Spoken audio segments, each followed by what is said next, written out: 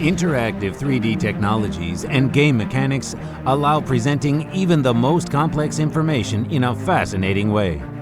The number of users returning to a game is several times greater than that of returning users of an ordinary informational app.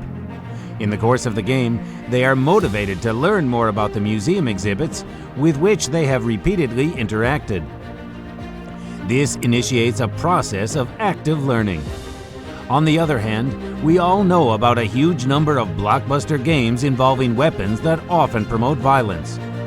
We realized that our game needed to win over some of their audience and bring it to the virtual museum. We put forward several hypotheses on how to engage different audiences into interaction with the museum part of the game.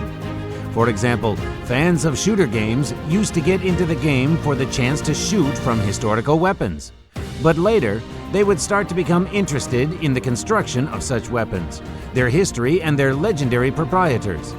Therefore, there is no forced immersion into the culture, which is a problem when trying to instill culture in modern teenagers.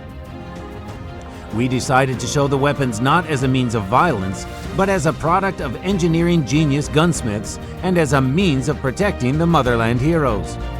It does not matter what country heroes.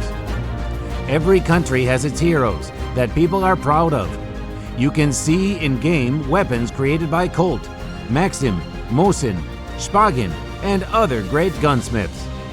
We plan to create a 3D simulator which allows to interact with the most famous weapons presented in the museum. We shot hundreds of photos and obtained real drawings of all these weapons and original instructions for their use. The functioning of every exhibit is lifelike. A user is able to see every exhibit in the X-ray mode during any animation, to see the functioning of complex mechanisms at a speed of 1/500th of a second, to disassemble and assemble weapons as a puzzle, and to enter into speed competitions with friends.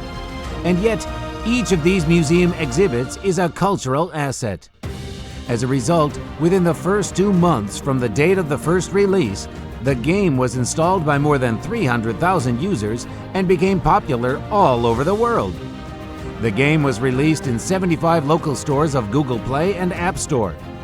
It has been localized into 20 languages, some of them by the game's fans.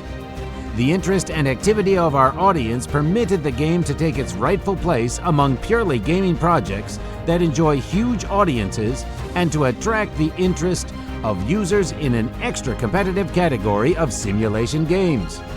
Nowadays, we get 5,000 to 7,000 new users a day. The number of active users of the game amounts to 43,000. The game was included in the category Recommended for the Family Brain Games at Google Play. The game contains no violence, only a lot of interesting mechanics and cognitive information.